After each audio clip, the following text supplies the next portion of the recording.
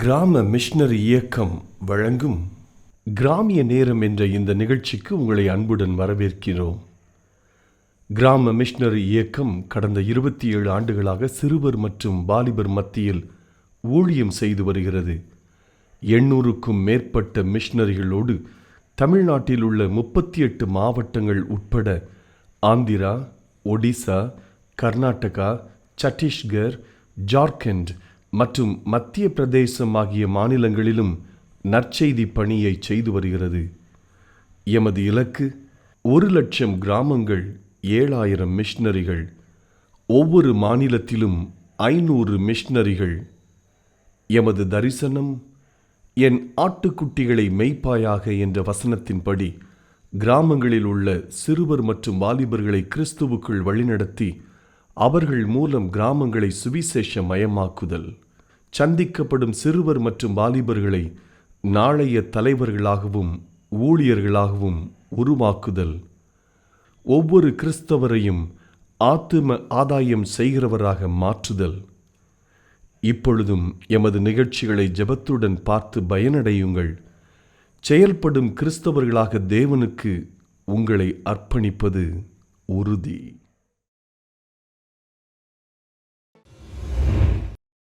உங்ககிட்ட ஒரு நிமிஷம் பேசலாமா? உலக அதிசயங்கள்ல ஒண்ணுதான் நம்ம சீன பெருஞ்சுவர். அது நம்ம எல்லாத்துக்குமே தெரியும்ல. வாழ்க்கையில எப்படியாவது ஒரு முறையாவது அதை பார்த்தணுன்ட்டு நம்ம எல்லாத்துக்குமே ஆசையா இருக்கும், அப்படிதானே? அது 4500 மைல் நீளமும் 35 அடி உயரமும் 25 அடி அகலமுமா செம பிரம்மாண்டமா எதிரிகள் உள்ள நுழையாதபடிக்கு ரொம்ப பாதுகாப்பாகவும் கட்டப்பட்டிருக்கு. ஆனாலும் கடந்த 100 ஆண்டுகள்ல 3 முறை அங்க உள்ள காட்டு மிராண்டிகள் அதுக்குள்ள நுழைஞ்சிருக்காங்க. எப்படிதானே நினைக்கிறீங்க? அவங்க அந்த செவரை உடைச்சோ அப்படி இல்லாட்டி அந்த செவரை தாண்டியோ ரொம்ப கஷ்டப்பட்டுலாம் அவங்க உள்ள போல. அங்க காவல் காக்கிற காவலாளி கிட்ட லஞ்சம் கொடுத்து ஈஸியா மெயின் கேட் வழியாவே உள்ள போயிட்டாங்க. அதுதான் அவங்க தோல்விக்கும் காரணமா இருந்துச்சு. இதை போலதான் நம்ம வாழ்க்கையிலையும் ஏசப்பாக்கு பிரியமில்லாத சின்ன சின்ன தவறுகளை செய்யும் போது ஏசப்பா கிட்ட இருந்து வர்ற பெரிய பெரிய ஆசீர்வாதங்களை தடுக்குது. நாமளும் போதுன்ற மனசோட வாழ கத்துக்கிட்டோம்னா ஏசப்பா நம்மளை ஆசீர்வதிப்பாங்க. உங்ககிட்ட ஒரு நிமிஷம் பேசலாமா? ஒரு நாள் அப்பாவும் பொண்ணும் பட்டை விட்டுட்டு இருந்தாங்களாம். அப்ப அப்பா மகளை பார்த்து ஒரு கேள்வி கேட்டாராம். ஏமா, இந்த நூலோட வேலை என்னன்னு உனக்கு தெரியுமா அப்படின்னு. அதுக்கு அந்த பொண்ணு கொஞ்சம் கூட யோசிக்காம சொன்னாலாம், இந்த நூல் தான்ப்பா இந்த பட்டத்தோட சுதந்திரத்தையே தடுத்துட்டு இருக்கு அப்படின்னு. உடனே அப்பா சொன்னாராம், இல்லம்மா, இந்த நூல் தான் அந்த பட்டத்தை பறக்க வச்சிட்டு இருக்கு அப்படின்னு சொல்லிக்கிட்டே ஒரு சிசரை எடுத்து கட் பண்ணி விட்டாராம். ஆரம்பத்துல அந்த பட்டம் தாறுமாறா மேல பறந்து போய் கொஞ்சம் தூரம் போய் கீழே விழுந்துருச்சு. இதே போலதாங்க நம்மளுடைய பெத்தவங்களோட கண்டிப்பும் கூட. அது நம்மளை இழுத்து பிடிச்சிட்டு இருக்கதாகவும் அதுல இருந்து அத்துட்டு போறதுதான் நம்மளோட சுதந்திரம் அப்படின்னு நம்ம நினைக்கலாம். ஆனா அந்த சுதந்திரம்ன்றது ரொம்ப தற்காலிகமானது. நம்ம மனம் போன போக்குல வாழ்றதுதான் நம்மளோட சுதந்திரம் அப்படின்னு நம்ம நினைச்சோம்னா இந்த பட்டம் மாதிரி சீக்கிரமா கீழே விழுந்துருவோங்க. வேதம் இதை குறிச்சு என்ன சொல்லுது தெரியுமா? நீதிமொழிகள் 1:8 என் மகனே, உன் தகப்பன் புத்தியை கேள், உன் தாயின் போதகத்தை தள்ளாதே அப்படின்னு. நீங்களும் அப்பா அம்மாக்கு கீழ்ப்படிஞ்ச பிள்ளைங்களா இருந்தீங்கன்னா ஏற்ற காலத்துல தேவன் உங்களை உயர்த்துவாரு. ஹலோ ஃப்ரெண்ட்ஸ், நம்ம இப்போ ஒரு வசனம் கேட்கலாமா? நான் பிரியப்படுகிற உமது கற்பனைகளின் பேரில் மனமகிழ்ச்சியா இருப்பேன். சங்கீதம் 119:47. இந்த வசனத்துக்கான ஆக்ஷன் பார்த்துடலாமா? நான் பிரியப்படுகிற உமது கற்பனைகளின் பேரில் மனமகிழ்ச்சியா இருப்பேன். சங்கீதம் 119:47. கர்த்தர் என் சத்தத்தையும் என் விண்ணப்பத்தையும் கேட்டதினால் அவரின் அன்பு கூறுகிறேன். சங்கீதம் 116:1. காலாட்படையில் நான் நிற்க மாட்டேன், சவாரி சேவன் சுற்றிட மாட்டேன், விமானப்படையில் பறந்திட மாட்டேன். நான் இயேசுவின் போர் வீரன், நான் இயேசுவின் போர் வீரன், நான் இயேசுவின் போர் வீரன். இயேசுவின் செல்லங்கள். இப்ப நாம ஒரு வசனம் கேட்க போறோம். ஒருவன் கிறிஸ்துக்குள் இருந்தால் புது சிருஷ்டியா இருக்கிறார். 2 கொரிந்தியர் 5:17. இதுக்கு நம்ம ஆக்ஷன் பார்ப்போமா? ஒருவன் கிறிஸ்துக்குள் இருந்தால் புது சிருஷ்டியா இருக்கிறான். 2 கொரிந்தியர் 5:17. ஓகே ஃப்ரெண்ட்ஸ், இந்திய தேசத்துல ஏன் உபத்திரவம் இருக்குதுன்னு சொல்லுங்க பார்க்கலாம். ஏன் இன்னைக்கு பயங்கர சுவிசேஷ எதிர்ப்பாளர்கள் கூடுறாங்க? ஏன் ஆண்டவர் சில கட்சிக்கு ஆட்சியை பொறுப்பை கொடுக்கிறார்? அவருடைய பிளான் எல்லாம் என்ன தெரியுமாங்க? நீ திருந்தணுங்க. பக்கத்தில் சொல்லுங்க, நீ திருந்தணுங்க. சொல்லுங்க, நீ திருந்தணும். நான் அந்த யோனா புஸ்தகம் ஒவ்வொரு முறையும் படிக்கும்போது நான் என்ன தெரியுமா ஜெபம் பண்ணுவேன்? ஆண்டவரே, உங்கள் சமூகத்தில் தாழ்மையாக இருக்க எனக்கு கட்டுத்தாருன்னு ஜெபம் பண்ணுவாங்க. கவலைகள் என்ன?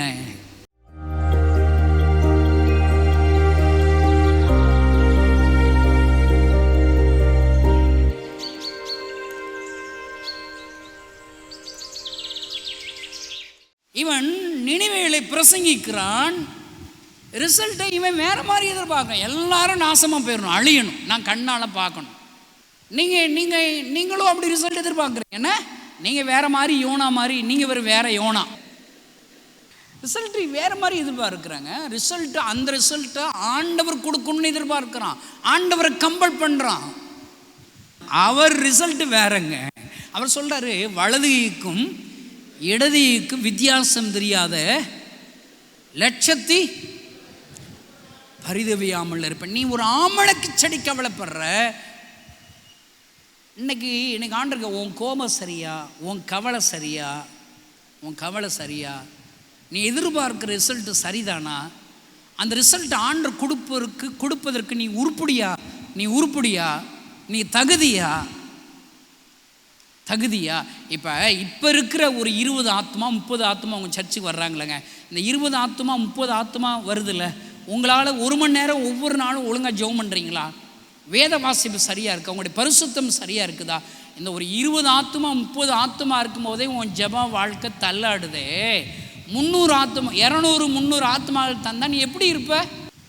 2000 ஆத்மாக்கள் 3000 ஆத்மாக்கள் வந்துட்டா நீ எப்படி இருப்ப?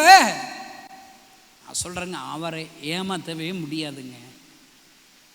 அவரை ஏமாற்றவே, நல்லா அழுத்தி பக்கத்தில் சொல்லுங்கள், அவரை ஏமாற்ற ட்ரை பண்ணாத, அவர்கிட்ட நடிக்க ட்ரை பண்ணாத. அவர் தராசில் அப்படி நிறுத்து பார்ப்பார். குறைவுள்ளவனாக கண்டேன். நான் அந்த யோனா புஸ்தகம் ஒவ்வொரு முறையும் படிக்கும்போது நான் என்ன தெரியுமா ஜெபம் பண்ணுவேன்? ஆண்டவரே, உங்கள் சமூகத்தில் தாழ்மையாக இருக்க எனக்கு கட்டுத்தாருன்னு ஜெபம் பண்ணுவாங்க. போச்சுங்க, தாழ்மை இல்லாட்டா போச்சுங்க. அவர் வாட்டுக்கு அனுப்பிக்கிட்டே இருப்பார். வாதைகளை, பிரச்சனைகளை, கீழ்காற்று அலைகளை, என்ன மீனை அவர் வாட்டுக்கு வந்துக்கிட்டே இருக்கும். அணிவகுத்து அவர்கிட்ட பிளான் காலியாக நினச்சிடாதீங்க. 1000 பிளான் ஒன்றை திருத்துறதுக்கு இருக்குது. அவருடைய பிளான் எல்லாம் என்ன தெரியுமாங்க? நீ திருந்தணுங்க. பக்கத்தில் சொல்லுங்கள், நீ திருந்தணுங்க. சொல்லுங்கள், நீ திருந்தணும். இந்திய தேசத்தில் ஏன் உபத்திரவம் இருக்குது சொல்லுங்க பார்க்கலாம். ஏன் இன்னைக்கு பயங்கர சுவிசேஷ எதிர்ப்பாளர்கள் கூடுறாங்க? ஏன் ஆண்டவர் சில கட்சிக்கு ஆட்சியை பொறுப்பை கொடுக்கிறார்? நாம் உருப்படலைங்க. பூரா வசதிகளை ஐஸ்வர்யத்தின் ஆடுகிறோம். கோட்டு டை கட்டணும், பயங்கரமாக ப்ரில்லியண்ட்டாக இருக்கணும், ஆய்வன் இப்படியெல்லாம் வசதியாக இருக்க தங்குற விரும்பினா அவர் சித்த நடக்கலையப்பா. நினிவேல பிரசங்கம் பண்ணுங்கிற அந்த நோக்க நிறைவேறலையே. அப்புறம் எப்படிங்க ஆண்டவர் நமக்கு இளைப்பாறுதலை கொடுப்பார்? நீ விரும்புகிற ராஜாக்களை கொடுப்பார். நான் சொல்கிறேன், இன்னைக்கு ஆண்டவர் விரும்புகிறது என்ன? ஆத்துமாக்கள். நினிவே பட்டணம், இந்திய தேசத்தில் எத்தனையோ மொழிகளுக்கு வேதாகமம் இல்லை. சுவிசேஷம் அறிவிக்கப்படாத ஜாதி கூட்டம், ஆயிரக்கணக்கான கூட்டம் இருக்கிறது. மலை தேசங்கள் இருக்கிறது. நிர்வாணமாக இருக்கிற கூட்டங்கள் இன்னும் நம்முடைய தேசத்தில் இருக்கிறது. நாகரிகம் தெரியாதவர்கள், மூடை நம்பிக்கை உள்ளவர்கள். ஆண்டவர் எத்தனை வேதனையோடு கூட ஆண்டவர் உங்களை நம்புகிறார், உன்னை நம்புகிறார், என்னை நம்புகிறார். இரு கரம் கூப்பி அவர் நிற்கிறார். தாகத்திற்கு நீ வா, நான் உன்னை அனுப்புவேன், நான் உன்னை பயன்படுத்த போகிறேன், லட்சங்களுக்கு உன்னை பயன்படுத்த போகிறேன், நீ வா என்று சொல்லி உன்னை நம்பி அவர் வந்து நிற்கிறாரே. உன் கவலைகள் என்ன? உன் கவலை என்ன? நான் சொல்கிறேங்க, சாதாரணமாக பெரிய பெரிய கூட்டத்தில் கடைசி ஜபத்தில் நானும் என்னுடைய டீமாக போயிருக்கும்போது, கணேசா கடைசி ஜெபம் பண்ணும்போதே நம்ம எந்திரிச்சு சாப்பாடு லைனுக்கு போயிடுவோம், இல்லாட்ட வரிசையில் பின்னாடி நிற்கணும். சோறாடா முக்கியம், கழுதை நின்று வாங்குவோம் மேடா. இன்றைக்கி யோனா மாதிரி தாங்க இருக்கிறோம். யோனா ஆமணக்கு செடிக்கு கவலைப்படுறது மாதிரி தான் நம்முடைய கவலைகள் எல்லாம் இருக்குது. நமக்கு இடம் கிடைச்சிடாது, இருக்கட்டும், இன்னொருத்தவங்க உட்காரட்டும். அவருடைய சிந்தனை எல்லாங்க யோனாவுடைய இருதயம் மாறணும். அவர் என்ன வேணாலும் செய்வாருங்க. உன்னை கொண்டு எத்தனை லட்சங்களையும் சந்திப்பதற்கு ஆண்டவர் வல்லமை இல்லவர், உனக்கு வரங்களை தருவதற்கு வல்லமை இல்லவர், நீ கேட்கிற ஐஸ்வர்யத்தை ஆசீர்வாதத்தை தருவதற்கு வல்லமை இல்லவர். உன்னிடத்தில் தேவையானது ஒண்ணுதாங்க, உன் இருதயம் மாறணுங்க. லோத்து தாமதித்த போது ஆண்டவர் இதன் மூலம் நமக்கு சொல்லுகிற காரியம் என்ன தெரியுமா? ஆண்டவருடைய வார்த்தைக்கு எந்த மனிதன் தாமதிக்கிறானோ அவனை வைத்து ஆண்டவரால ஒண்ணுமே செய்ய முடியாது. அவருடைய வார்த்தைக்கு கீழ்ப்படிவதற்கு தாமதிக்கிற ஒரு மனிதனை கொண்டு தேவனால் ஒன்றுமே செய்ய முடியாது. அன்பின் பிதாவே, நாங்கள் உம்முடைய முகத்தை நோக்கி நாங்கள் பார்க்கிறோம். ஆண்டவரே, தாகத்தோடு வாஞ்சியோடு உம்மை பார்க்கிற ஒவ்வொருவரோடும் கர்த்தர் பேசுவீராக என்று சொல்லி ஜெபிக்கிறேன். அடிமையை மறைத்து கர்த்தர் வெளிப்படுங்க, உங்க நாமம் மகிமைப்படட்டும். இயேசுவின் மூலம் வேண்டிக் கொள்கிறேன் பிதாவே, ஆமென். ஆண்டவராகிய இயேசு கிறிஸ்துவின் இனிதான நாமத்தினாலே அன்பின் வாழ்த்துக்களை தெரிவித்துக் கொள்கிறேன். இந்த நாளிலும் வேதாகமத்திலே துவக்க பக்கத்திலே ஆண்டவர் ஒரு எச்சரிப்பின் அடையாளமாக எழுதி வைத்துள்ள ஒரு மனிதரை குறித்து இன்றைக்கு சிறிது நேரம் சிந்திக்க போகிறோம். யார் அந்த எச்சரிப்பின் அடையாளமாக தேவன் சொன்ன நபர் யார் என்று பார்த்தால் லோத்து என்ற ஒரு மனிதர். அவரை குறித்து வேதாகமம் 2 பேதுரு 2ஆம் அதிகாரத்தில் வாசிக்கும் போது நீதிமானான லோத்து என்று சொல்லப்பட்டிருக்கிறது. நீதியுள்ள தன்னுடைய இருதயத்தை கொண்டவன் என்று 2 பேதுரு 2ஆம் அதிகாரத்தில் நாம் அந்த வசனங்களை வாசிக்கிறோம். ஆனால் இந்த ஆதியாகமத்தின் 13ஆம் அதிகாரம், 14ஆம் அதிகாரம், 19ஆம் அதிகாரம் வரைக்கும் லோத்துவை குறித்து என்னென்ன காரியங்கள் போடப்பட்டிருக்கிறது. அவர் ஒரு எச்சரிப்பின் அடையாளமாக இன்றைய கிறிஸ்தவர்களுக்கு, ஆண்டவருடைய ஊழியத்தை செய்கிறவர்களுக்கு ஒரு எச்சரிப்பின் அடையாளமாக இருக்கிறார் என்று சொன்னால் அது நிச்சயமாக மிகையாகாது. கட்டாயம் அவருடைய வாழ்க்கை நம்மோடு பேசுகிறது. அவருடைய வாழ்க்கையிலிருந்து நாம் எச்சரிக்க வேண்டிய காரியங்களை கற்றுக்கொள்ள வேண்டியது அவசியமா இருக்கிறது. முதல் காரியம், லோத்துவினுடைய வாழ்க்கையிலிருந்து ஒரு 3 காரியங்களை நம்ம சிந்திக்க போகிறோம். முதல் காரியம், லோத்துவினுடைய தவறான ஒரு தெரிந்தெடுப்பை நாம் 13ஆவது அதிகாரத்திலே நாம் பார்க்கிறோம். யார் இந்த லோத்து? விசுவாசிகளின் தகப்பனாகிய ஆபிரகாமின் சொந்த அண்ணனுடைய மகன் தான் லோத்து. லோத்துக்கு ஆபிரகாம் சித்தப்பா முறை. ஒருவேளை லோத்தினுடைய தகப்பனார் இறந்திருக்கலாம், அதனால ஆபிரகாமோடு கூட சேர்ந்தே லோத்து இருக்கிறதாக நம்ம வேதத்துல வாசிக்கிறோம். அவரோடு கூட சேர்ந்துதான் கூடாரம் போடுகிறார், அவரோடு கூட சேர்ந்துதான் வசிக்கிறார்.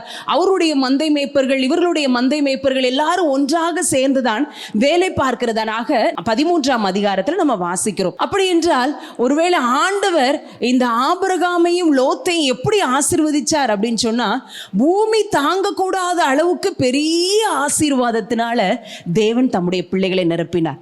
அவருடைய ஆடு மாடுகள், அவருடைய மிருக ஜீவன்களை பூமியே தாங்க முடியாத அளவுக்கு தேவனுடைய ஆசீர்வாதம் ஆபிரகாமின் மீதும் லோத்துவின் மீதும் இருந்ததை நம்ம பார்க்க முடியாது. அவ்வளவு ஆசீர்வாதம். ஒரு நாள் மேய்ப்பர்களுக்கும் இடையே வாக்குவாதம் வந்தது.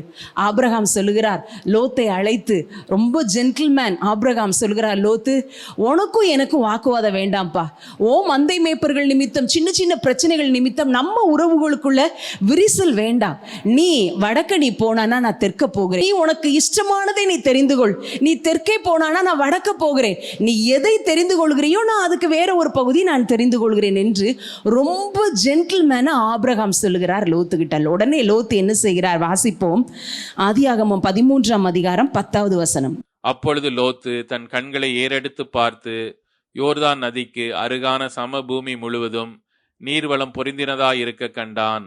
கர்த்தர் சோதோமையும் கொமோராவையும் அழிக்கும் முன்னே சோவாருக்கு போம் வழி மட்டும் அது கர்த்தருடைய தோட்டத்தை போலவும் எகிப்து தேசத்தை போலவும் இருந்தது. ஆபிரகாம் சொன்ன உடனே லோத்து தன்னுடைய கண்களை ஏறெடுத்து பார்த்து, அவங்க சித்தப்பா பக்கத்தில் இருக்கிறார், சித்தப்பா சொன்னதுதான் தாமதம், உடனே தனக்கு எந்த இடத்தை தெரிந்து கொள்ளலாம் என்று அவர் தன்னோட கண்களை ஏறெடுத்து பார்க்கார். ஒரு நிமிஷம், ஆண்டவரே என்னை ஆசீர்வதித்தது நீங்க தான், நான் எங்க போகணும் அப்படிங்கிற ஒரு எண்ணம், ஒரு ஜெபம் அவருடைய உள்ளத்துல இருந்ததா தெரியல. தன்னுடைய கண்களை ஏறெடுத்து பார்க்கிறார். அங்க அழகாக யோர்தான் நதி ஓடிக்கொண்டிருக்கிறது. அது செழிப்பான நதி. அந்த யோர்தான் நதிக்கு பக்கத்துல சமபூமி முழுவதும் நீர்வளம் பொருந்தி இருக்கிறதாக கண்டு உடனே சொல்லுகிறார் ஆபிரகாம்கிட்ட, நான் இந்த பகுதியை தெரிந்து கொள்கிறேன், இங்க நான் போகிறேன் என்று சொல்லி லோத்து தன்னுடைய கண்கள் விரும்பினபடி ஒரு பகுதியை தெரிந்தெடுக்கிறத பார்க்கிறோம். லோத்து அந்த யோர்தானுக்கு அருகில் உள்ள சமபூமியை தெரிந்து கொண்டான். ஏன் இது தவறான தெரிந்தெடுப்பு என்று நம்ம வாசிக்கிறோம் என்றால், அது பக்கத்துல தான் வேதாகமத்தில் போடப்பட்டிருக்கிறது. சோதோம் பட்டணமும் கொமோரா பட்டணமும் என்ன செய்தான் இருக்குதான். அவர்கள் செய்த பாவம் தேவனை வந்து எட்டிற்று. அவ்வளவு துணிகரமான பாவம், அவ்வளவு ஒரு அருவருக்கத்தக்க பாவம் அந்த பட்டணங்களிலே இருக்கிறது. லோத்துக்கு இது தெரியாம இருந்திருக்குமா? நிச்சயமா தெரிந்திருக்கும். ஆனா அவருக்கு அந்த செழிப்பு தான் தெரிஞ்சதே ஒழிய சோதோம் பக்கத்துல போய் குடியிருக்கிறோமே அப்படிங்கிற கவலை அவருக்கு இல்லவே இல்லை. அவருக்கு அந்த தன்னுடைய மந்தைக்கெல்லாம் அதுக்குள்ள நல்ல மேய்ச்சல் இருக்குது.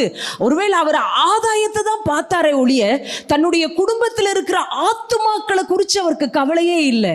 சோதோம் கொமோரா பட்டணம், ஐயோ பாவம் நிறைந்த பட்டணமே, அதுகிட்ட போய் செலக்ட் பண்றோமே, அவருடைய வாழ்க்கை ஒருவேளை அது பக்கத்துல நம்ம குடியிருந்தா நமக்கு ஏதாவது ஆயிருமோ என்று எந்த கவலையும் இல்லாமல் ஆதாயத்தை மாத்திரம் பார்த்து லோத்து அந்த இடத்தை தெரிந்து கொள்கிறார். லோத்து அங்க போகிறார். 13:12. ஆபிரகாம் கானான் தேசத்தில் குடியிருந்தான். லோத்து அந்த யோர்தானுக்கு அருகான சமபூமியில் உள்ள பட்டணங்களில் வாசம் பண்ணி சோதோமுக்கு நேரே கூடாரம் போட்டான். 13:12 சொல்லுகிறது, லோத்து சோதோமுக்கு நேரே கூடாரம் போட்டான். 14:12 வாசிப்போம். 14:12. சகோதரனுடைய குமாரனாகிய லோத்து சோதோமிலே குடியிருந்தபடியால் அவனையும் அவன் பொருட்களையும் கொண்டு போய் விட்டார்கள். ஃபர்ஸ்ட்ல பார்த்தோம், சோதோமுக்கு நேரே குடியிருந்தான். அடுத்த அதிகாரத்திலே போடப்பட்டிருக்குது, சோதோமிலே குடியிருந்தபடியால். முதல்ல போகும்போது அவர் சோதோமுக்குள்ள போகல, அந்த சோதோம் பட்டணத்துக்கு நேரா இருக்கிற வெளியில தான் அவர் குடியிருந்தாரு. கொஞ்ச நாள்ல என்ன நினைச்சாருன்னு தெரியல, சோதோம் அருவருக்கத்தக்க பாவம் மிகுந்த ஜனங்கள் வாழ்கிற அந்த மக்களுடைய வீட்டுல ஒரு வீட்டுல குடியிருக்க போயிட்டாரு. நிச்சயமா சொல்கிறேன், ஆண்டவர் சோதோமுக்கு உள்ள லோத்து நீ போன்னு சொல்லியிருக்கவே மாட்டாரு. அவனாக தெரிந்து கொண்ட பகுதி தான். அவன் அவனுடைய ஆதாயத்துக்காக அவன் தெரிந்து கொண்டான். விசுவாசித்து நடவாமல் தன்னுடைய கண்கள் விரும்பினதை லோத்து தெரிந்து கொண்டான். சோதோமுக்கு நேர கூடாரம் போட்டான். அடுத்த அதிகாரம் சொல்கிறது, சோதோமுக்கு உள்ளாகவே அவன் ஒரு வீட்டுல குடியேறி விட்டான். அந்த மக்களுடைய பாவ வாழ்க்கை அவனை பாதிக்கவே இல்லை. ஐயோ இப்படிப்பட்ட மக்கள் இருக்கிறாங்களே, இங்க போய் நம்ம குடியிருக்கணுமே என்ற எண்ணம் அவனுடைய இருதயத்துல கொஞ்சமும் இல்லாமல் அவர்களோடு ஒரு லைன் வீட்டுல போய் லோத்து குடும்பமாக குடியேறுகிறதை நம்ம பார்க்கிறோம். இந்த நாள்ல ஆண்டவர் லோத்து என்ற எச்சரிப்பின் பாத்திரத்திலிருந்து தேவன் நமக்கு சொல்லுகிற காரியம், மகளே மகனே, உன்னுடைய தெரிந்தெடுப்பு எப்படி இருக்கிறது? உன்னுடைய தெரிந்தெடுப்பு எப்படி இருக்கிறது? முக்கியமான காரியங்களில் நம்ம தெரிந்தெடுக்கும் போது லோத்தை நம்ம நினைச்சு கொள்ளணும். ஒருவேளை லூக்காவில் போடப்பட்டிருக்கிறது, லோத்தின் மனைவியை நினைத்து கொள்ளுங்கள் என்று சொல்லி ஆண்டவர் சொல்லுகிறார். நீங்கள் ஒரு முக்கியமான காரியத்திற்காக முடிவெடுக்கும் போது, ஒரு காரியத்தை தெரிந்தெடுக்கக்கூடிய ஒரு சூழ்நிலை வரும்போது, லோத்துவை போல உங்க கண்கள் விரும்பினதை நீங்க செய்ய போகிறீங்களா, அல்லது உங்க ஆதாயத்துக்கான காரியங்களை நாம் யோசித்து தெரிந்தெடுக்க போகிறோமா? விசுவாசித்து விசுவாச கண்களோடு ஆண்டவரிடத்துல கேட்டு நம்ம காரியத்தை செய்ய போகிறோமா? ஒருவேளை வாழ்க்கை துணியை தெரிந்தெடுக்கிற காரியமா இருக்கலாம். வாலிப வயதில் இருக்கிறவங்க யாரை தெரிந்தெடுப்பது? ஒருவேளை நம்ம பார்க்கிற ஒரு நபர், பார்க்கிற ஒரு பெண், அல்லது பார்க்கிற ஒரு ஆண் எல்லா விதத்திலும் பெஸ்டா இருக்கிறது போல நமக்கு தெரியலாம். இவங்களை திருமணம் பண்ணா நம்ம நல்லா இருப்போம், எல்லாத்துலயும் match, height match, colour match, எல்லா மேட்ச், படிப்பு மேட்ச், எல்லாமே எனக்கு பொருத்தமா இருக்கு, இவர் தான் என் பெஸ்ட் அப்படின்னு சொல்லி நினைக்கிறோமா? ஒருவேளை இவர் தான் என் பெஸ்ட்ன்னு நம்ம நினைக்கலாம். ஆனால் ஆண்டவர் உங்களுக்காக வச்சிருக்கிற பெஸ்ட்டை நீங்கள் மிஸ் பண்ணிட முடியும். நம்முடைய வாழ்க்கையில் நம்ம ஆசைப்படுறதெல்லாம் ஆசீர்வாதமாக ஒரு நாளும் மாறவே மாறாது. நம்முடைய ஆசைகள், நான் இதெல்லாம் ஆசைப்படுறேன், இதெல்லாம் ஆண்டவர் எனக்கு ஆசீர்வாதமாக்கி தரணும், நத்திங். நம்ம ஆசைப்படுவது ஆசீர்வாதமே அல்ல, ஆண்டவர் நமக்கு தர்றாரு பார்த்தீங்களா, அதுதான் ஆசீர்வாதம். அல்லேலூயா. யாரெல்லாம் இதை விசுவாசிக்கிறீங்க? லோத்து தன்னுடைய கண்ணை ஏறெடுத்து பார்த்து சமனான பூமி இந்த யோர்தானுக்கு பக்கத்தில் இருக்குது, செழிப்பா இருக்குதேன்னு போனாரு. சோதோமுக்கு எதிரதான் குடியிருந்தாரு. அடுத்து என்ன நினைச்சாரோ தெரியல, அதற்கு உள்ளாகவே குடியிருக்கும்படி போய்விட்டார். தன்னுடைய முழு குடும்பத்தின் ஆத்துமாவை அவர் இழந்து போனதாக இருக்க ஒரு சின்ன காரணம் என்ன? அவருடைய தெரிந்தெடுக்கிற காரியத்துல ஆண்டவர் உங்களோடு பேசுகிற காரியம். மகளே மகனே, நீ ஆசைப்படுவதெல்லாம் உனக்கு ஆசீர்வாதமா ஆயிராதுப்பா. நீ கொஞ்சம் பொறுத்துரு, என்னுடைய வார்த்தைக்கு பொறுத்துரு, என்னுடைய வழிநடத்துதலுக்கு பொறுத்துரு, என்னுடைய காரியங்களுக்காக நீ பொறுத்துரு. நான் உனக்கு பெஸ்டா தர்றதுக்கு நான் வல்லமையுள்ள தேவனாய் இருக்கிறேன் என்று ஆண்டவர் சொல்லுகிறார். ஆண்டவர் சொல்றார் ஆபிரகாம்கிட்ட 13 ஆபிரகாம், உன் கண்ணை ஏறெடுத்து பாரு, நீ எங்க என்னென்னலாம் பாக்குறியோ எல்லாமே உனக்கு தான், நீ நடக்கிற பூமி எல்லாம் உனக்கு தான், இதையெல்லாம் உனக்கு சொந்தமா தரும்படியாகத்தான் நான் வைத்திருக்கிறேன் என்று ஆண்டவர் சொல்லுகிறார். லோத்து தன் கண்களை ஏறெடுத்து பார்த்தான். ஆண்டவர் ஆபிரகாமை நோக்கி, ஆபிரகாமே ஓ கண்ணை ஏறெடுத்து பாருப்பான்னு சொல்றாரு. ஆண்டவர் அப்படி சொல்வது தான் ஆசீர்வாதம். நம்முடைய கண்களை ஏறெடுத்து நம்முடைய விருப்பப்படி ஒரு காரியத்தை செலக்ட் பண்ணுவது என்றைக்குமே ஆசீர்வாதமாய் இருக்காது என்பதற்கு வேதாகமத்தின் சில பக்கங்களிலே லோத்து நமக்கு எச்சரிப்பின் அடையாளமாக இருக்கிறார். ஒருவேளை வேலை தேடிக்கொண்டிருக்கிற நபர்களாய் நீங்கள் இருக்கலாம். இந்த வார்த்தை எங்கெங்கோ இருந்து கேட்டுக்கொண்டிருக்கிற நீங்கள், நான் என்ன வேலையை, ஒருவேளை என்ன வேலையை செலக்ட் பண்ணுது, இதுல நிறைய சம்பளம் இருக்கு, என் வீட்டின் பாரங்கள் கடன் பிரச்சனை இவ்வளவு இருக்கு, இந்த சம்பளத்தை நான் எடுத்து ஒருவேளை இங்க போய் நான் வேலை செஞ்சு இரவும் பகலும் 7 நாள் நான் வேலை செஞ்சாதான் காரியம் நடக்கும். இல்லவே இல்லை. நம்முடைய வறுமையை மாற்றுவதற்கு கையில இருக்க ஆண்டவர் கையில 5 அப்பம் கொடுக்கப்பட்டா போதும், அதை பெருக்குவதற்கு ஆண்டவர் வல்லமை உள்ளவராய் இருக்கிறார். நம்முடைய உடல் உழைப்பினால தான் நான் என் குடும்பத்தின் காரியத்தை சாதிக்க வேண்டும் என்பது அல்ல. நம்முடைய கரத்துல எவ்வளவு கொடுக்கப்பட்டிருக்கிறதோ, தேவனுடைய ராஜ்யத்தை முதலாவது தேடுவதற்கு, அவரோடு உள்ள ஜனங்களோடு ஐக்கியம் கொள்வதற்கு நம்ம சின்ன சின்ன காரியங்களை பார்த்து நம்முடைய வேலைகளை தெரிந்தெடுக்க காரியமா இருக்கலாம். ஒருவேளை வீடு கட்டி கொண்டு இருக்கிறவங்க இருக்கலாம், வீடு எந்த வீட்டுக்கு போக அப்படின்னு சொல்லி யோசிக்கிறவங்க இருக்கலாம். ஓ, நல்ல கம்மியான வாடகையா இருக்கு, நல்ல காற்றோட்டமா இருக்கு, எல்லாமே நமக்கு கம்ஃபர்டபுளா இருக்கு, இந்த வீட்டை நம்ம இந்த இடத்துல வீடு கட்டிடலாம், அல்லது இந்த வீட்டுக்கு நம்ம வாடகைக்கு போயிடலாம், வாடகையும் குறைவா இருக்கே அப்படின்னு சொல்லி நம்முடைய தெரிந்தெடுப்பு இருக்கக்கூடாது. நான் எங்க வீட்டு பக்கத்துல ஆவிக்குரிய நபர்கள் இருக்கிறாங்களா, ஆவிக்குரிய ஆலோசனைகளை பெற எங்க வீட்டு பக்கத்துல ஆவிக்குரிய நண்பர்கள் இருக்கிறாங்களா, எங்கோ 40 கிலோமீட்டர் 50 கிலோமீட்டர் தள்ளி தான் ஒரு ஆலயம் இருக்குன்னா அந்த வீட்டை செலக்ட் பண்ணாதீங்க. அங்க ஒரு வாடகைக்கு வீட்டை அமர்த்த வேண்டாம். ஒரு நிச்சயமா யோசிக்க வேண்டியது, ஒருவேளை ஒரு 5 கிலோமீட்டருக்குள்ள ஒரு சர்ச் இருக்குதா, இதையெல்லாம் பார்த்து வீடு கட்டுவதற்கு இடம் வாங்க வேண்டும்.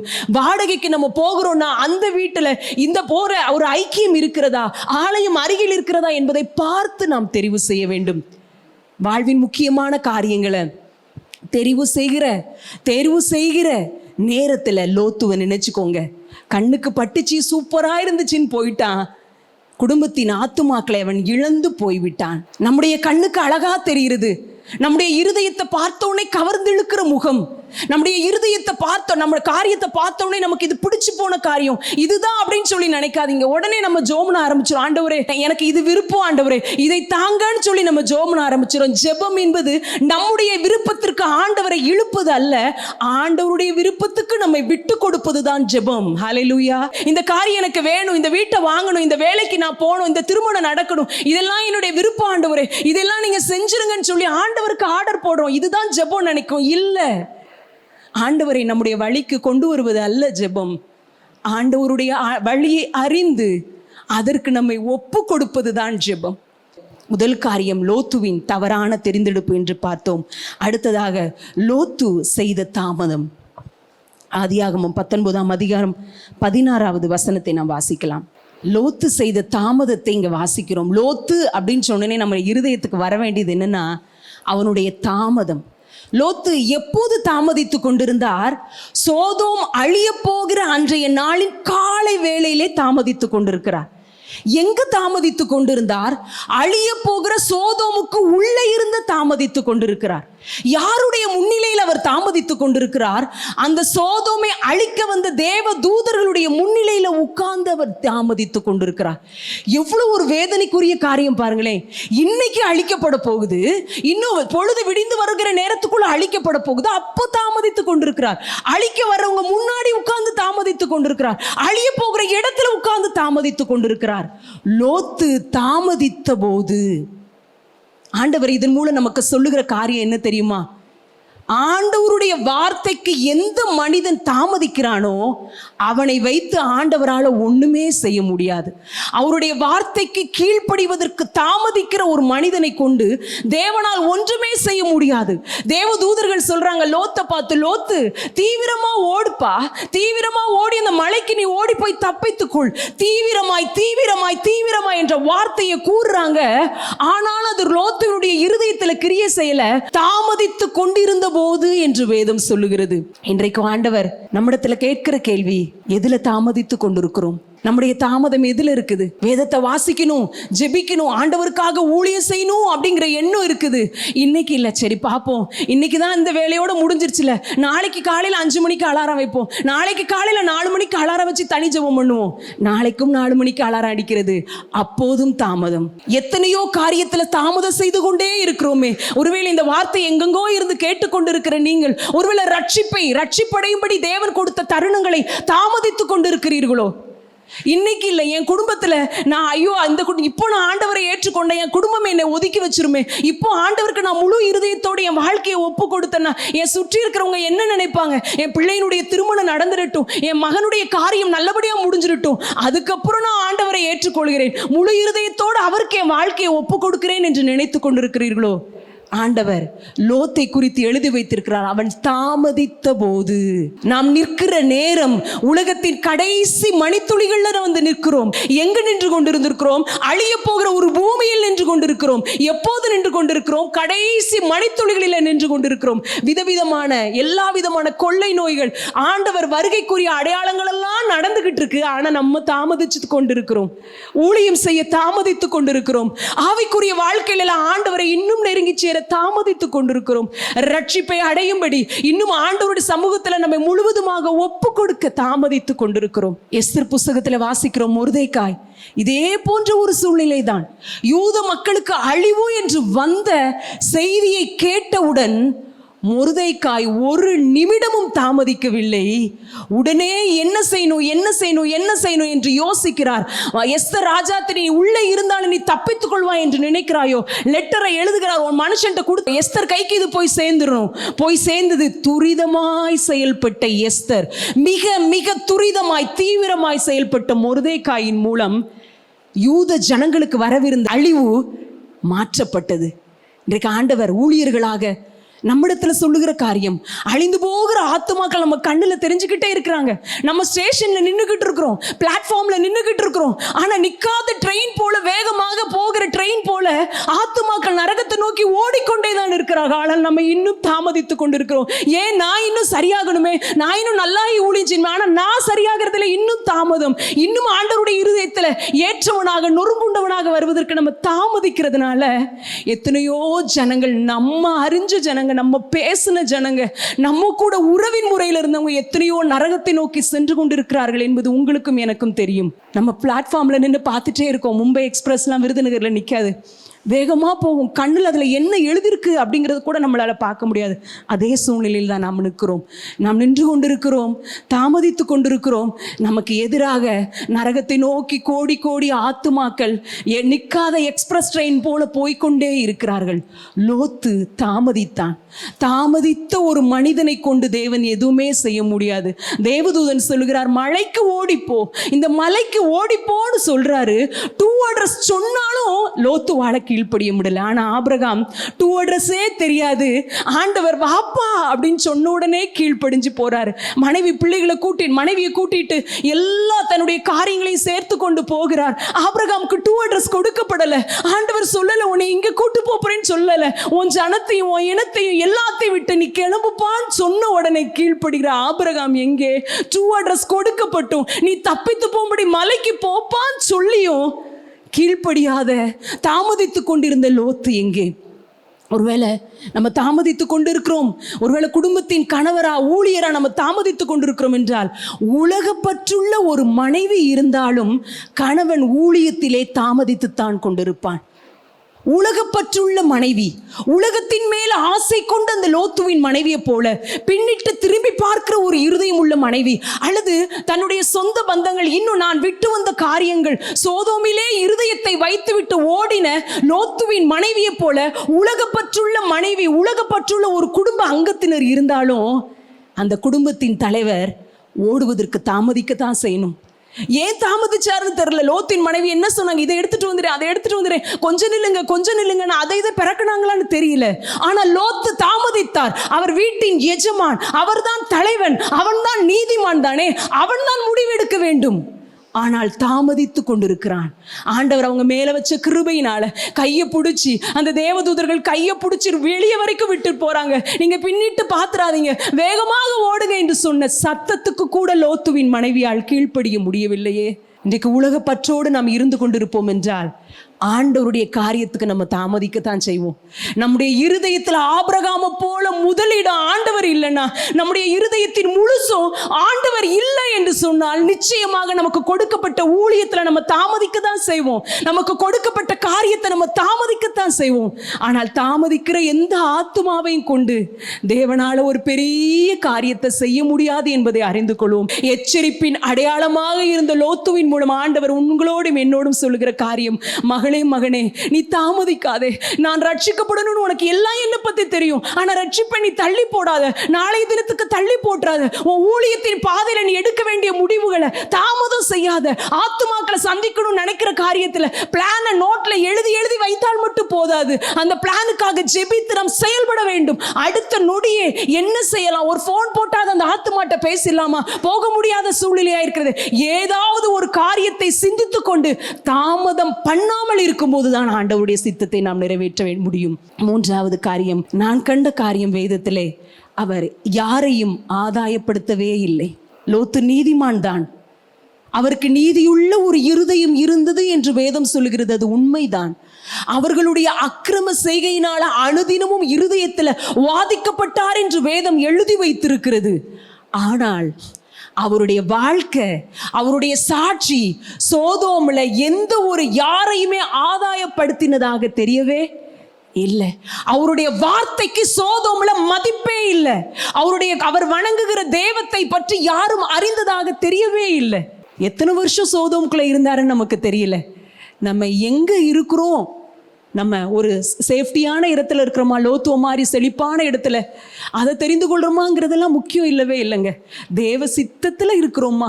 நம்ம நினைக்கலாம், ஐயோ இந்த இடத்துல எனக்கு அவ்வளோ ஒரு செழிப்புள்ளையே, காரியத்திற்கான தேவைகள்லாம் சந்திக்கப்படலையே, நெருக்கத்தில் தானே நான் இருக்கேன், என்கிட்ட எந்த ஒரு பணமும் இல்லையே, எந்த காரியத்தை செய்வதற்கு என்னால் முடிவெடுக்க முடியல, இந்த இடத்துல இருக்கிற இது செழிப்பா அப்படின்னு சொல்லி நிறைய நேரத்தில் யோசிக்கலாம். ஆனால் ஆண்டவர் சொல்லுகிறார், நீங்கள் செழிப்பான இடத்துல இருக்கிறீங்களா, பாதுகாப்பான இடத்துல இருக்கிறீங்களா, அதெல்லாம் முக்கியமே இல்லை.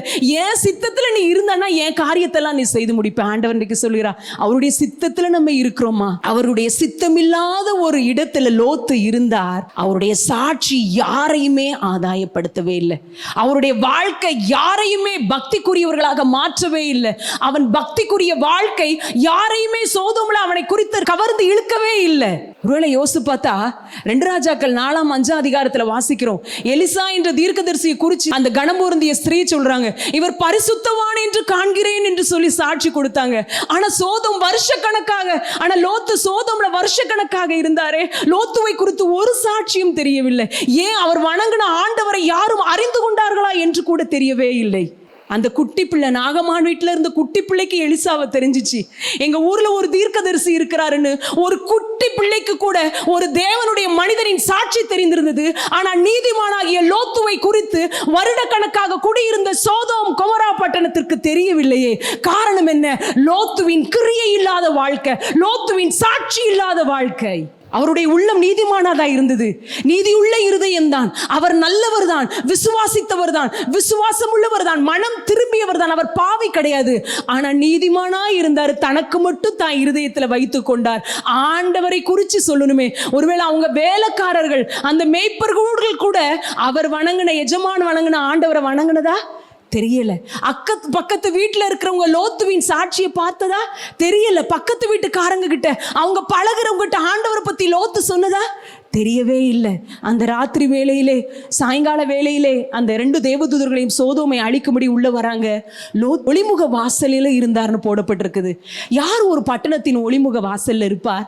அந்த ஊரினுடைய மூப்பர்கள் அதுல இருக்கலாம். ஒருவேளை அதுல கனத்துக்குரியவங்க தான் சாயங்கால வேளையில நியாயம் செய்யும்படி அந்த ஒளிமுக வாசல்ல இருப்பாங்க. ஆனா லோத்து அந்த இடத்துல இருந்திருக்காரு. எப்படி அந்த இடத்துல இருந்தார்? ஒரு அதுக்கு அந்த முந்தின அதிகாரத்துல பார்த்தோம்னா ஒரு சின்ன ஒரு போர் நடக்குது, ஒரு சண்டை நடக்குது. சோதோம் கொமோராவின் ராஜாக்கள் எல்லாம் பிடிச்சிட்டு போயிறாங்க. ஆபிரகாம் இந்த செய்தியை கேட்டு அவனோடு கூட இருந்தவர்களும் அவர்களோடு போரிட்டு அந்த சோதோம் கொமோராவின் ராஜாவையும் லோத்துவின் குடும்பத்தையும் அங்க இருக்கிறவங்க எல்லாம் விடுவித்து வருகிறதாக முதல் அதிகாரம் சொல்லுது. அப்போ ஒருவேளை லோத்துவினுடைய சொந்தக்கார் ஒருத்தரால தான் நம்ம எல்லாம் மீட்கப்பட்டுட்டோம், சிறையிலிருந்து மீட்கப்பட்டுட்டோம்னு சொல்லி அந்த ராஜா அவரை ஒரு பதவி கொடுத்திருக்கலாம். ஆனாலும் அந்த பதவியிலே இருந்ததனுடைய நோக்கம் தெரியாம தான் லோத்து என்ன செஞ்சிருக்கிறாரு, இருந்திருக்கிறாரு. ஒளிமுக வாசலின் வாசல்ல தான் இருந்தாரு. ஆனா அந்த வேலையை அவர் செய்யவில்லை. அவர் மூலம் நிமித்த வேண்டிய அதிகாரத்தை, அவர் மூலம் வர வேண்டிய காரியங்கள் அதுல நடந்ததாக தெரியவில்லை. ராத்திரி வேளையிலே எல்லாம் அப்பத்தை சாப்பிட்டுட்டு கதவை மூடி உறங்க செல்லும் போது அந்த ஊர்ல இருக்கிற வாலிபர் முதல் பெரியோர் கிழவர் மட்டும் கதவை தட்டுறாங்க. பாவமுள்ள பட்டணம், அக்கிரமம் நிறைந்த பட்டணம், வேதனை நிறைந்த பட்டணம், அருவருக்கத்தக்க பட்டணம், தேவ தூதர்களையும் ஒரு ஆண்கள் 2 பேர் வந்திருக்கிறார்கள் என்று சொல்லி கதவை ஓங்கி தட்டும் போது லோத்து உள்ள இருந்து சொல்லுகிறார், ஐயோ வேண்டாம், நீங்க இந்த காரியத்தை சொல்ல வேண்டாம். லோத்து கதவை லேசா வெளியே திறந்து போகிறாரு. சொல்றாரு, ஐயோ இப்படி செய்ய வேண்டாம். சொன்ன உடனே லோத்துவுக்கு அந்த மனிதர், வாலிபர்கள், கிழவர்கள் சொல்லுகிற பதில் என்ன? பரதேசியா வந்த இவனா நமக்கு நியாயம் சொல்லுவது? லோத்துவினுடைய வார்த்தைக்கு, இத்தனை ஆண்டு வாழ்ந்த வாழ்க்கைக்கு மதிப்பே இல்லை ஐயா. என்றைக்கு நம்முடைய வார்த்தை மதிப்புள்ளதாக மாறும் தெரியுமா? நம்முடைய கிரியை, நம்முடைய வாழ்க்கை கடவுளுக்கு முன்பதாக, மனிதர்களுக்கு முன்பதாக இந்த வேதத்தின்படி இருக்கும்போது நம்ம சொல்லுகிற வார்த்தையும் கனமுடையதாய் மாறும். சுத்தமான மழை துளிதான் அது சாக்கடையில் விழுந்தோடனே சாக்கடை தண்ணியா மாறிடுது. சுத்தமான மழை துளிதான் அது சிப்பிக்குள்ள விழுந்தோடனே முத்தா மாறுது. சுத்தமான லோத்து தான், நீதிமானான லோத்து தான் சோதோமுக்குள்ள விழுந்துட்டார். சோதோமுக்குள்ள போயிட்டாரு. அவருடைய வார்த்தை, அவருடைய வாழ்க்கை யாரையுமே இம்பாக்ட் பண்ணவே இல்லை. மருமகனும் லோத்துவினுடைய வாழ்க்கையினால பாதிக்கப்படலை. லோத்துவினுடைய பக்தி யாரையும் பக்திக்குரியவர்களா மாற்றல. லோத்து சோதோம்ல ஒரு சாரமற்ற உப்பாகத்தான் வாழ்ந்து போனார். எவ்வளவு வேதனை இல்லை! சாரமற்ற உப்பு எதற்கு பயன்படும்? சாரமற்ற உப்பை கொண்டு எதை சமைக்க முடியும்?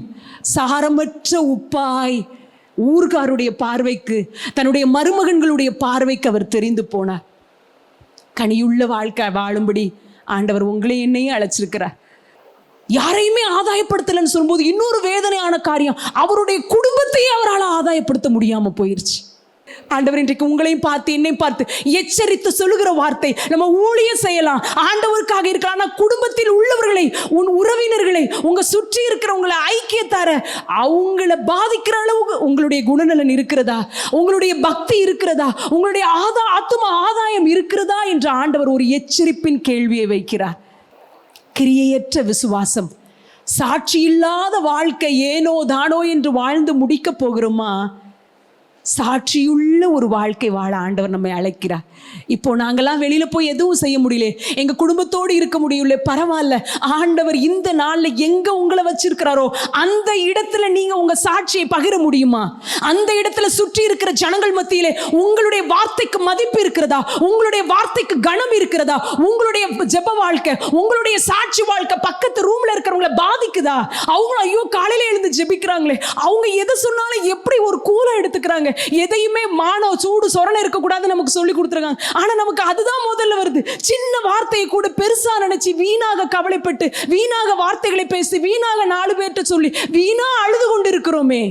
ஆண்டவர்கிட்ட கேட்கணும், ஆண்டவரே உங்க சித்தம் பரலோகத்துல செய்யப்படுகிறது போல என் வாழ்க்கையில செய்யப்பட்டுட்ட ஆண்டவரே. உங்க சித்தத்தின் மையத்துல நான் இருந்தேன்னா உங்க சித்தத்தை நான் செய்து முடிக்க முடியும் ஆண்டவரே. என் குடும்பத்தை நான் ஆதாயப்படுத்த முடியும் ஆண்டவரே. எந்த காரியத்திலே நான் தாமதிக்க மாட்டேன் ஆண்டவரே. எந்த காரியத்தையும் தெரிந்தெடுக்கிற காரியத்துல உம்மை நோக்கி நான் பார்ப்பேங்கிற இருதயம் நமக்குள்ளாக வந்துவிடும். கண்களை மூடி ஆண்டவருடைய சமூகத்துல நம்ம ஒப்பு கொடுப்போம். எச்சரிப்பின் அடையாளமாக ஆண்டவர் அந்த நாளில் லோத்துவை குறித்து நம்மளோடு பேசினார். இதை கேட்டுக்கொண்டு இருக்கிற தேவ ஜனமே, ஆண்டவரை அறிந்தவர்கள் தான், ஆனால் இன்னும் தாமதித்துக் கொண்டிருக்கிறீர்களோ? ரட்சிப்பை நாளைய தினத்திற்கு தள்ளி போட்டு கொண்டிருக்கிறீர்களோ? ஆண்டவர் சொல்லுகிறார், தாமதிக்கிற ஒரு மனிதனை வைத்தும் தேவனுடைய ராஜ்யத்தில் ஒரு பிரயோஜனமும் இருக்காது.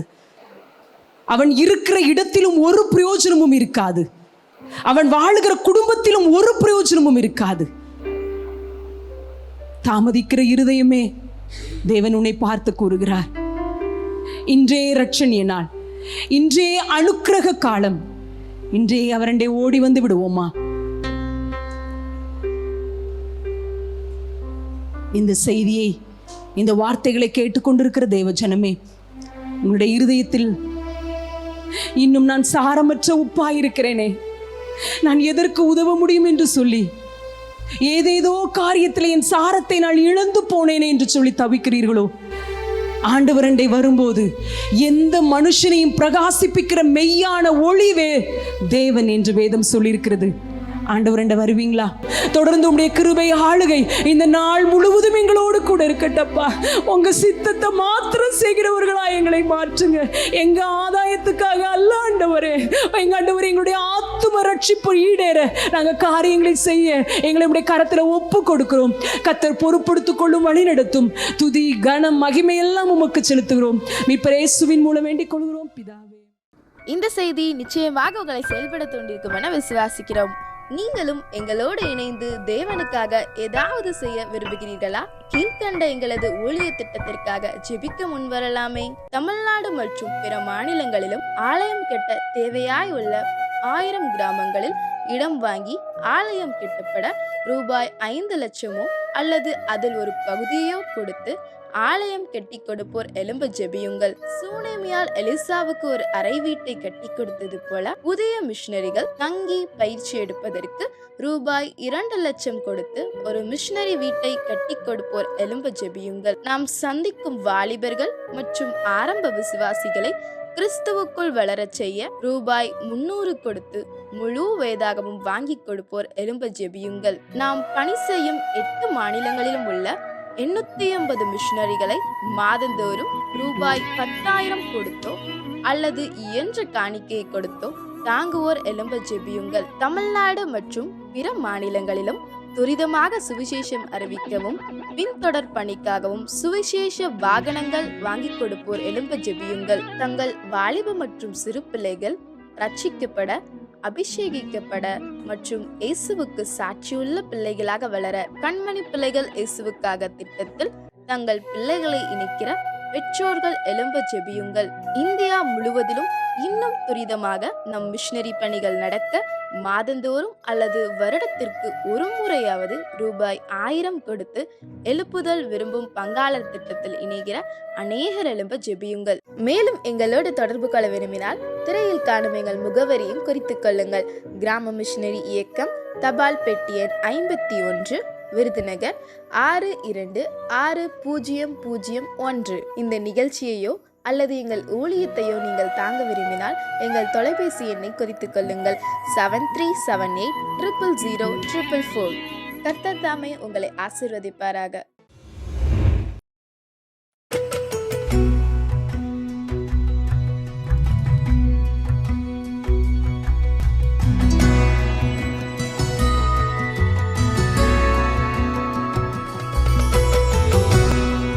தேவனாகிய கர்த்தருடைய நாமத்திற்கு மகிமை உண்டாவதாக. உங்கள் அனைவருக்கும் கிராம மிஷனரி இயக்கத்தின் சார்பாக எங்களுடைய அன்பின் வாழ்த்துக்கள். என்னோட பேர் ரூபிகா. நான் தஞ்சாவூர் மாவட்டம் பட்டுக்கோட்டையிலிருந்து மதுக்கூர்லேருந்து நான் வந்திருக்கேன். என்னோடய ஃபேமிலி எப்படின்னா, என்னோடய ஃபேமிலி பேக்ரவுண்ட் ஒரு முற்றிலும் யாருமே தேவனை அறியாத ஒரு குடும்பத்திலேருந்து உள்ளவங்க. நானும் அதுலேருந்து தான் நான் வந்திருக்கேன். நாங்கள் எப்படி ஆண்டவரை தெரிஞ்சுக்கொண்டோம் அப்படின்னா, என்னுடைய தாயார் மாத்திரம்தான் சபைக்கு தேவனை அறிந்து கொண்டு சபைக்கு போகிறவங்களா இருந்தாங்க. இப்போ யாருமே தேவனை அறியாத ஒரு சூழ்நிலையில் இருந்தோம். அப்போது என்ன ஆச்சுன்னா, அவங்க போய் கொண்டிருந்த சூழ்நிலையில் எங்கள் அப்பா கேரளாவில் ஒரு ஒர்க் செஞ்சுட்டு இருக்கும்போது அங்கேருந்து வரும் பொழுது ஆக்சிடெண்ட் ஆகி 3 நாட்கள் சுயநிலைவே இல்லாமல் ஒரு இடத்துல இருந்தாங்க. அப்போ ஆக்சிடென்ட் ஆகி கிடக்கிறப்போ யாருமே அவங்கள பார்க்கறது கிடையாது. அங்கேருந்து வேலை செஞ்சுட்டு வந்தவங்க மாத்திரம்தான் அவங்கள பார்த்து அப்புறம் ஹாஸ்பிட்டலில் சேர்த்துருக்காங்க.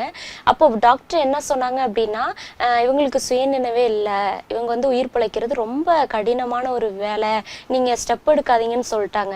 அப்போ எங்களுக்கு ஆறுதல் சொல்கிறதுக்கு, எங்களுக்காக ஸ்டெப் எடுத்து வர்றதுக்கு யாருமே இல்லை. நாங்கள் என்ன பண்ணணும் அப்படிங்கிற ஒரு சூழ்நிலையில் எங்கள் அம்மா போன அந்த சபையிலிருந்து சபை போதகர், சர்ச் மெம்பர்ஸ் எல்லாருமே வந்து எங்கள் அப்பாவுக்காக அழுது கண்ணீரோட மன்றாடி தேவனிடத்துல செபிச்சாங்க. அப்போது செபிக்கும் பொழுது ஆண்டவர் எங்கள் அப்பாவுக்கு வந்து ஒரு பரிபூர்ண ஒரு விடுதலையை, கர்த்தர் சுகத்தை கொடுத்தாரு. அப்பொழுது சுயநினைவே இல்லாமல் இருந்த எங்கள் அப்பா கண்முழிச்சு சுயநினைவுக்கு வந்தாங்க, எழுந்திரிச்சு உக்காந்தாங்க. டாக்டர்லாம் சொன்னாங்க இட் இஸ் மிராக்கிள் அப்படின்னு சொன்னாங்க. அப்போது அவங்களாம் அழுது செபிக்கும் பொழுது ஆண்டவர் அப்பேற்பட்ட ஒரு சுகத்தை எங்கள் அப்பாவுக்கு கொடுத்தாரு. அந்த ஒரு அற்புதத்தை செஞ்சு எங்கள் குடும்பத்தையே ஒரு துக்கத்தையெல்லாம் மாற்றி சந்தோஷமாக மாற்றினாரு. அப்போலேருந்து எல்லாருமே தேவனை அறிஞ்சு முழு விசுவாசத்தோடு சபைக்கு போக ஆரம்பித்தோம். எவ்வளோதான் சபைக்கு போனாலும் ஆண்டவரை முற்றிலும் ஒரு ஈடுபாடே இல்லாமல் நான் போயிட்டு இருந்தேன். கூப்பிட்டாங்க போனேன் அப்படின்னு போயிட்டு இருக்கும்போது ஆண்டவர் கேட்டார், என்கிட்ட ஒரு நாள் சந்திச்சார். எரேமியா 1:5 அந்த வசனத்தின் மூலமாக என்னை பேசினார். என்ன அப்படின்னா, உன்னை தாயின் வயிற்றில் இருக்கும்போதே உன்னை தெரிந்து கொண்டேன். என்னுடைய இருதயத்தை அந்த வசனத்தின் மூலமாக ஆண்டவர் தொட்டார். இப்போ ஆண்டவர் கேட்டார், உன்னை நான் தெரிஞ்சிருக்கேன், நீ என் மேலே அன்பாக இருக்கிறேன்னு சொல்ற, ஆனா என் மேல அன்பா இருக்கிறதுக்கு அடையாளம் என்ன தெரியுமா அப்படின்னு கேட்டாரு. என்ன ஆண்டவரை சொல்றீங்கன்னு கேட்கும் பொழுது சொன்னாரு, என்னுடைய முழுமையான விருப்பத்தை தெரிஞ்சு என் விருப்பத்தை நிறைவேற்றி என்னை சந்தோஷப்படுத்துறது தான் நீ என் மேல வச்சிருக்க ஒரு முழுமையான அன்பு, அப்போதான் நீ என்னை நேசிக்கிறதா அர்த்தம் அப்படின்னு சொல்லும் பொழுது என்னுடைய இருதயத்தை ரொம்ப பாதிச்சது. அப்போ ஆண்டுடைய விருப்பம் என்ன, ஆண்டுடைய ஆத்துமாக்களை ஆதாயம் செய்தவருடைய ஊழியத்தை செய்தவரை மகிமைப்படுத்துகிறதா அவருடைய பெரியமான விருப்பம்னு நான் தெரிஞ்சுக்கிட்டு அநேக ஊழியங்கள் எங்க கிராமங்களில் ஒரு சின்ன சின்ன ஊழியங்கள் எங்கள் சபையோட சேர்ந்து நான் செய்ய ஆரம்பிச்சேன். அப்போ வந்து அந்த சமயத்துல தான் ஆண்டவர் வந்து டேவிட் அண்ணா மூலம் வந்து பேசினாங்க. ஆண்டவர் அழுது கொண்டு இருக்கிறார், நீ என்ன அவருக்காக செஞ்சிட்டு இருக்கன்னு அவங்க சொன்னது வந்து தேவன் அண்ணன் மூலமா பேசினாரு. பேசும் பொழுது இன்னும் தெரிஞ்சுக்க ஆரம்பிச்சேன். ஆண்டவர் உமக்காக ஏதாவது நான் செய்யணுங்கிற ஒரு வைராக்கியத்தோட வந்து இப்போ நான் அந்த கிராம மிஷினரி இயக்கத்துல நான் சேர்ந்து இதுல ஒரு மிஷினரியா இருந்து இவர்களோட சேர்ந்து ஆண்டோடைய வேலையை செய்து நான் மகிமைப்படுத்துறேன். தேவனை நான் நேசிக்கிறேன், அன்பு செலுத்துறேன் அப்படின்னு நீங்க சொல்லிக்கிட்டு இருக்கீங்க. ஆனா முழுமையாவே நம்ம தேவன் மீதான அன்பு வச்சிருக்கிறோம், அவரை மகிமைப்படுத்துறோம் அப்படின்னா அவருடைய விருப்பங்களான ஊழியங்களை செய்து அநேக அழிந்து கொண்டிருக்கிற ஆத்துமாக்களை அவர்களை மீட்டெடுத்து தேவன் பக்கமாக திருப்பி பரலோக ராஜ்யத்திற்கு சொந்தப்படுத்தி தேவனுடைய நாமத்தை மகிமைப்படுத்துகிறதா அவருடைய பெரிதான விருப்பமும் கூட, நாமும் அவர் மேல வச்சிருக்க அன்பும் கூட. அதனால நீங்களும் அவருடைய அன்பை அறிந்து செயல்படுங்கள். எனக்கு செய்த ஆண்டவர் நிச்சயம் உங்களுக்கு அற்புதத்தை செய்வார்.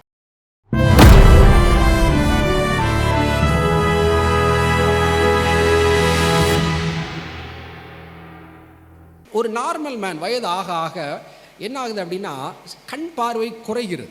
சில நேரம் கேட்ராக்ட், கண் புரை அப்படின்னு ஃபார்ம் ஆகி என்ன செய்யுது, கண்ணு சரியாக தெரிகிறது இல்லை. அதே போல் ஆவிக்குரிய வாழ்க்கையிலும் அந்த கேட்ராக்ட் மாதிரி உருவாகி நம்ம வாழ்க்கை எப்படி ஆரம்பிச்சது, கண் திறக்கப்பட்டு ஆரம்பித்தோம். இயேசுவை கண்டுவிட்டோம், பாவ மன்னிப்பை கண்டுவிட்டோம், பரலோகம்னு ஒன்று இருக்குங்கிறதெல்லாம் நம்ம மனக்கண்களில் பார்த்துட்டோம். ஆனால் நம்முடைய கிறிஸ்தவ வாழ்க்கையில நாட்கள் செல்ல செல்ல என்ன ஆக வாய்ப்பு இருக்கிறது, எப்படி ஒரு கேட்ராக்ட் உருவாகி ஒரு மனிதனுடைய பார்வை குறைய ஆரம்பிக்கிறதோ அதே போல் உங்களுடைய பார்வை, என்னுடைய பார்வை குறைய வாய்ப்பு இருக்கிறது.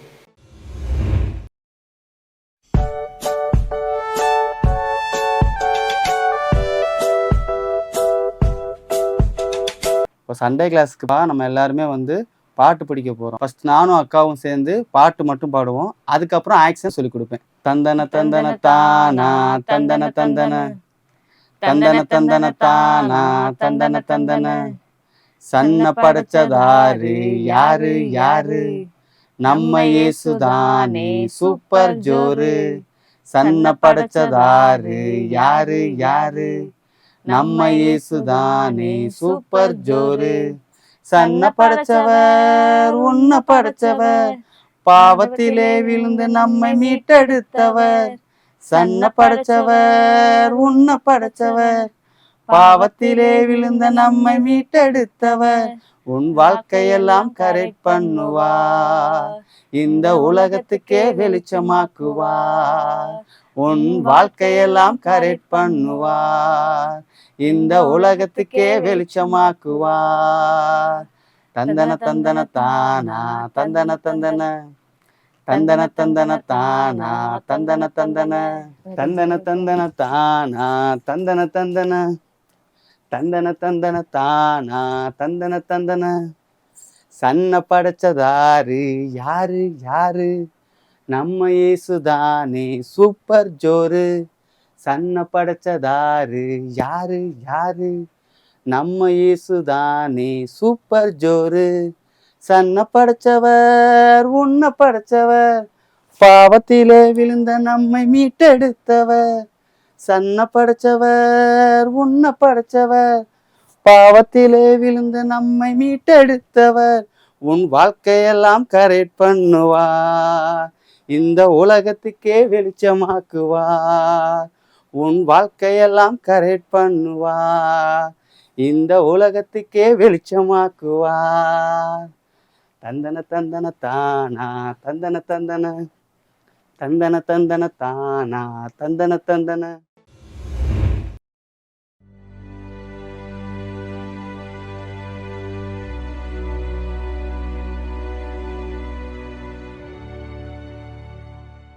ஆண்டவராய் இயேசு கிறிஸ்து நாமத்தில் வாழ்த்துக்கள். நம் இந்தியாவிற்கு வந்து ஊழியம் செய்த வில்லியம் கேரி ஒரு முறை மிகவும் நெருக்கமான பாதையில் சென்று கொண்டிருந்தார்.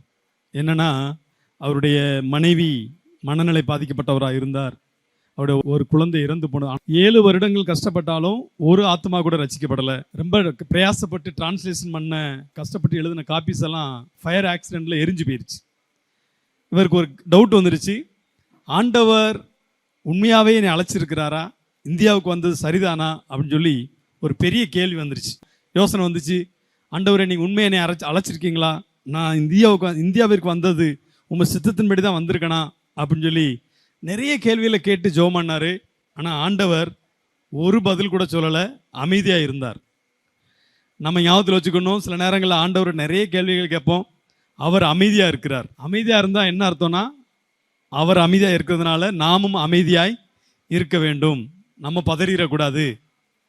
அடுத்து என்ன நடந்துச்சுன்னா, அந்த வில்லியம் கேரி அந்த ஆக்சிடென்ட் ஃபயர் ஆக்சிடென்ட் நடந்ததுனால அதை கேள்விப்பட்ட அநேகர் வெளிநாடுகளிலிருந்து இவருக்கு உதவி அனுப்புனாங்க. சிலர் பிரிண்டிங் மிஷின் அனுப்புனாங்க. 7 வருடங்கள் கஷ்டப்பட்ட அந்த காரியத்தை 2 வருஷத்தில் பிரிண்ட் பண்ணுறதுக்கு ஆண்டவர் வில்லியம் கேரி மூலமாக உதவி செஞ்சார். அல்லேலூயா. அது இதே போல் நம்முடைய வாழ்க்கையிலும் நெருக்கமான சூழ்நிலைகள் போராட்டங்கள் வரும்போது நம்ம ஜெபம் பண்ணுறோம், ஆனால் பதில் நம்ம எதிர்பார்த்தபடி கிடைக்கல, நம்ம கேட்டபடி நடக்கலை. ஆனால் அவர் அமைதியாக இருக்கிறார். அப்படின்னா என்ன அர்த்தம்னா, அவர் அமைதியாக இருந்து நமக்காக பெரிய காரியங்களை ஆயத்தப்படுத்தி கொண்டிருக்கிறார் என்று அர்த்தம். அதனால் நெருக்கமான சூழ்நிலை வரும்போது இந்த வசனத்தை நம்ம ஞாபகத்தில் வச்சுட்டு நம்ம ஜெபம் பண்ணுவோம். எரேமியா 29ஆம் அதிகாரம் 11ஆம் வசனம், நீங்கள் எதிர்பார்த்திருக்கும் முடிவை உங்களுக்கு கொடுக்கும்படிக்கு நான் உங்கள் பேரில் நினைத்திருக்கிற நினைவுகளை அறிவேன் என்று கர்த்தர் சொல்கிறார். அவைகள் தீமைக்கல்ல சமாதானத்திற்கு ஏதுவான நினைவுகளே. அவைகள் தீமைக்கல்ல சமாதானத்துக்கு ஏதுவான நினைவுகளே. அதனால எப்படிப்பட்ட நெருக்கமான சூழ்நிலை இருந்தாலும் நீங்கள் சோர்ந்து போய்விட வேண்டியதில்லை. எல்லாவற்றையும் நேர்த்தியாக நடத்துகிற ஆண்டவர் உங்களோடு கூட இருக்கிறார். அவருடைய நினைவுகள் தீமைக்கல்ல சமாதானத்துக்கு ஏதுவான நினைவுகளே. அதனால ஆண்டவர் உங்களுக்கு வைத்திருக்கிற ஆயத்தம் பண்ணியிருக்கிற காரியங்களை நேர்த்தியாக செய்து முடிப்பார். எந்த சூழ்நிலையில் இருந்தாலும் நீங்கள் கலங்கி சோர்ந்து நின்றுவிட தேவையில்லை.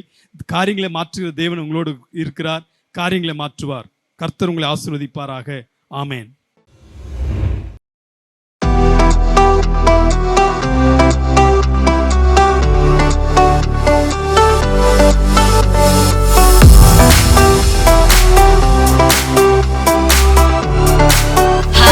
குட்டி செல்லங்களே, பிள்ளைகளே, எல்லாரும் எப்படி இருக்கீங்க? நல்லா இருக்கீங்களா? சம்மர் லீவு விட்டாச்சு, செம்ம ஜாலியா இருக்கீங்களா? வீடியோ கேம், கம்ப்யூட்டர் கேம், இன்னும் கிரிக்கெட் அப்படின்னு சொல்லி பயங்கர எக்ஸைட்டிங்கா சூப்பரா ஜாலியா உங்க லீவு நீங்க என்ஜாய் பண்ணிட்டே இருப்பீங்க.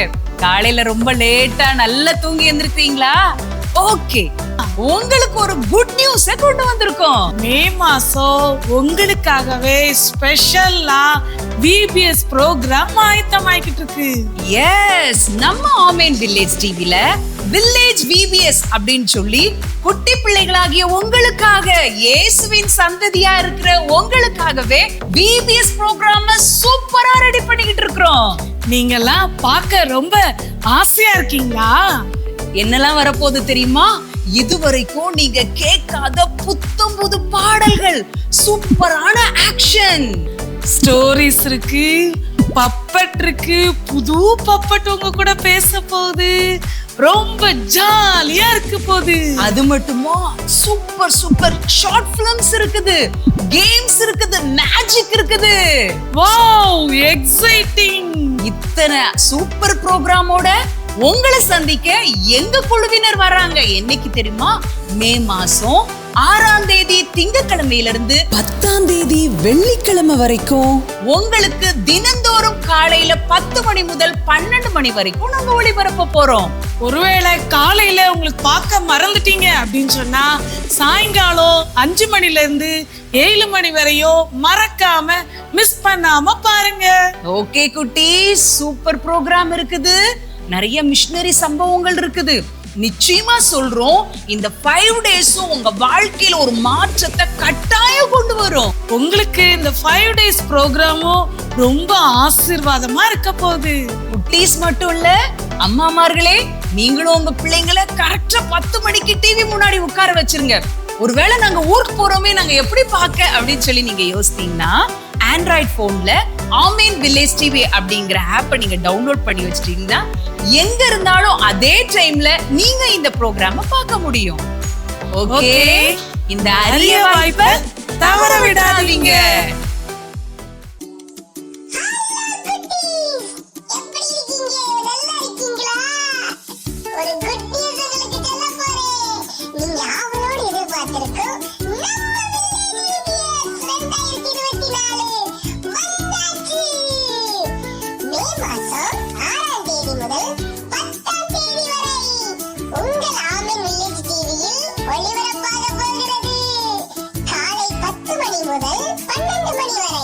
மாலை 5 மணி முதல் 7